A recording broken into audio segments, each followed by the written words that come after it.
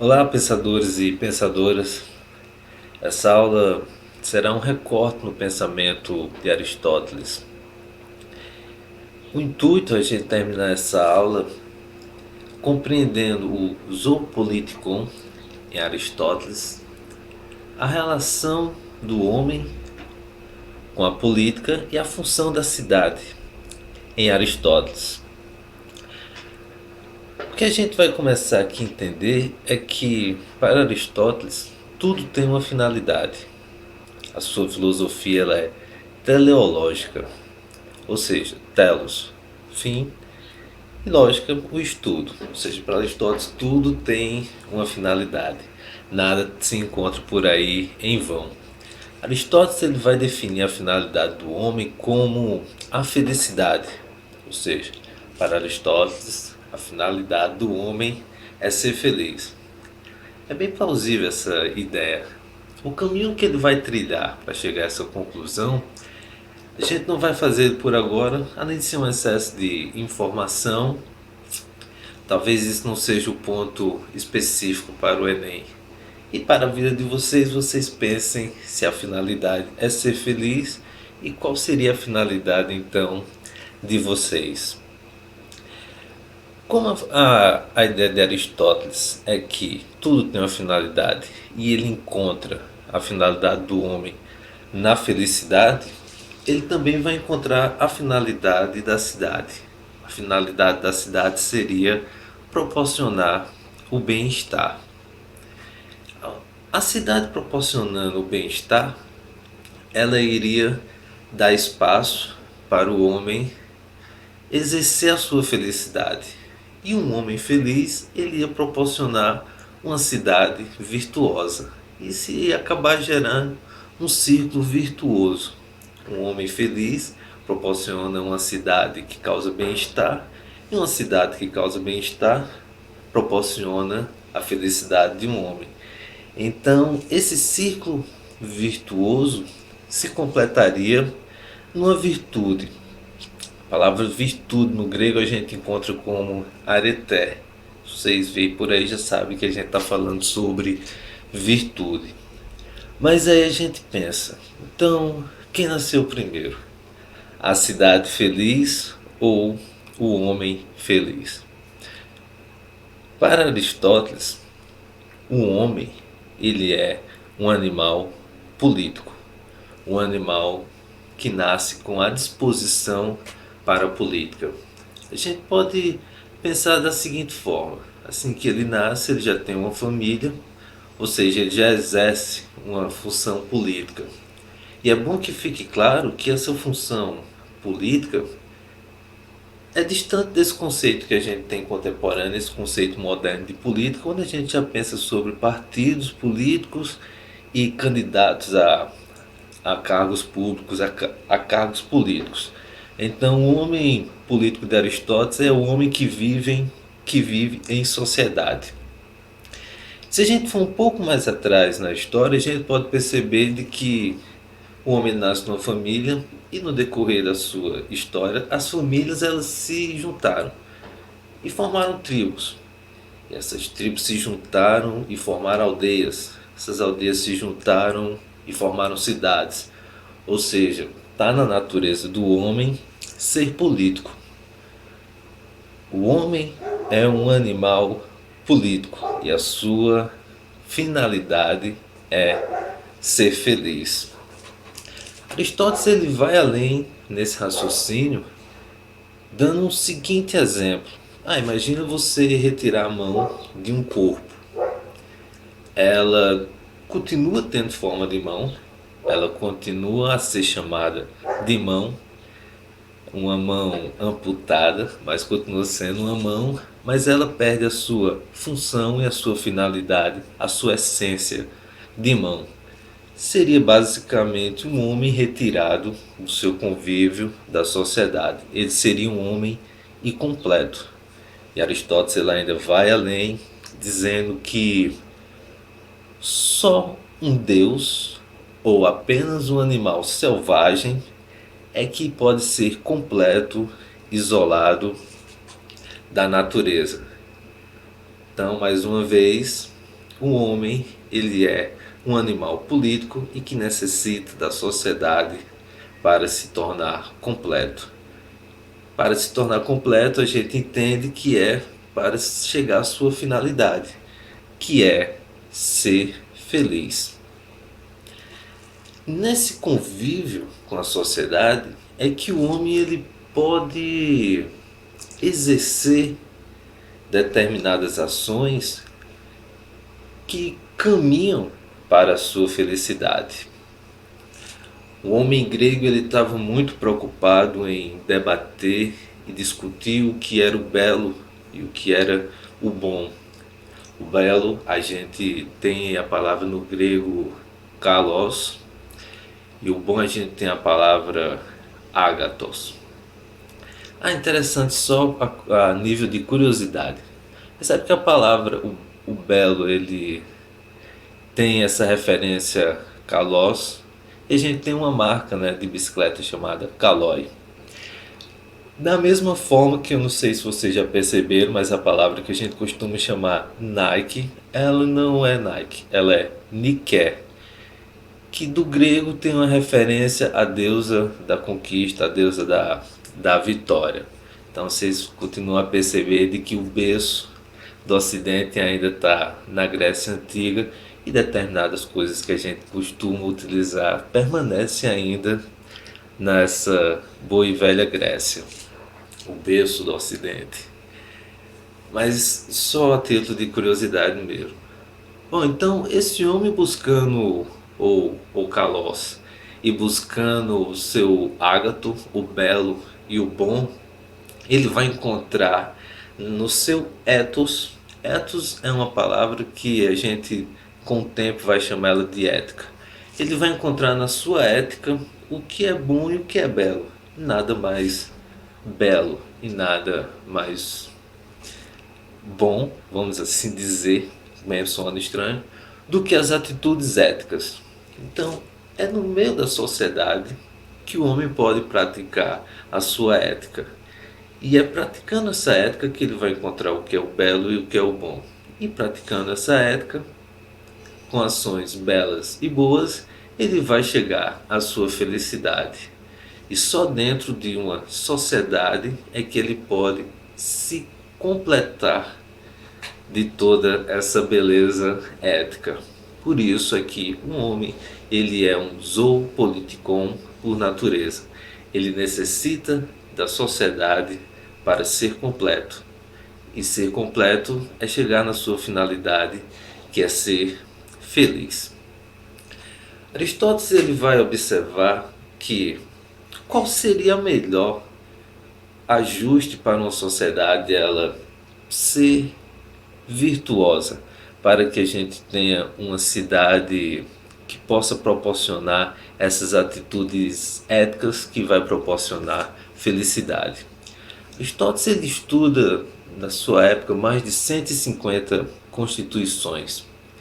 E ele vai perceber que não existe um modelo definido, um modelo definitivo que ele possa utilizar como uma regra geral.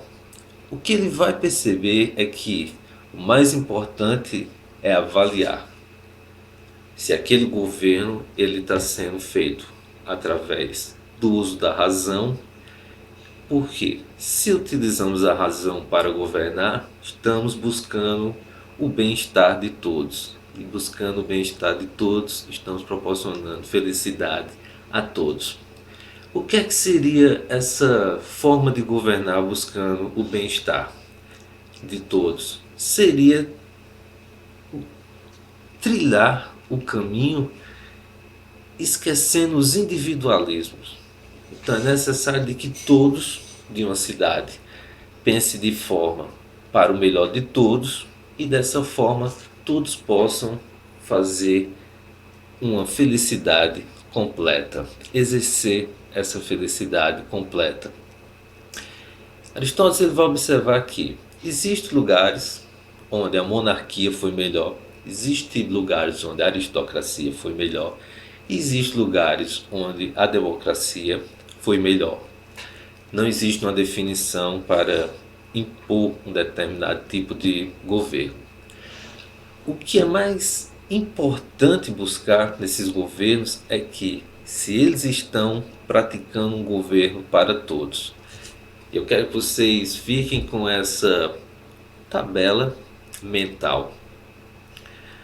Aristóteles ele vai definir o seguinte: um governo individual de um único homem se torna uma tirania. Um governo individual de um único homem, mas que pensa para todos, se torna uma monarquia. Um governo de poucas pessoas, mas que pensa para todos, se torna uma aristocracia. Mas um governo de poucos, que pensam apenas nessas pessoas que estão no poder, se torna uma oligarquia. E um governo de todos, que pensa para todos, se torna uma república. E um governo de todos, mas que cada um pensa apenas nos seus melhores, se torna uma democracia.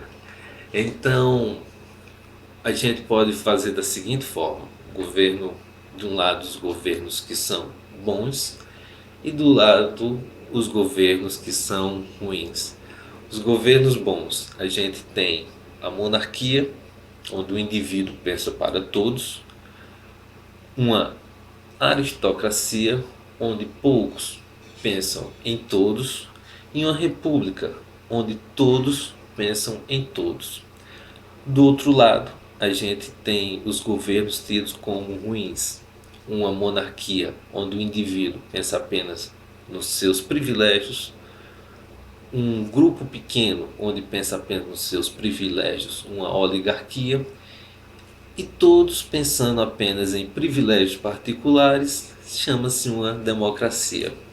A democracia ela continuava sendo criticada na Atenas, tanto quanto Sócrates criticou, Platão criticou e Aristóteles criticou.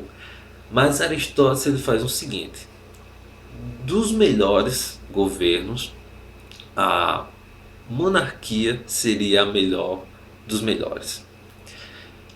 Dos piores, o melhor seria a democracia no pensamento de Aristóteles. Então, vocês peguem o caderno de vocês e façam essa tabela, que ela vai ajudar para essa compreensão. De um lado vocês colocam o que é o governo bom e por quê, e do outro lado o governo ruim e por quê. Pensando sempre que o governo bom, ele pensa para todos, e o governo ruim, ele pensa de forma individual. Analisando todas essas constituições, lembrando de que Aristóteles ele partia dos particulares para chegar às ideias, ele analisa todas essas constituições da época e chega a essa conclusão de que cada povo tem um tipo de governo no qual se adapta melhor.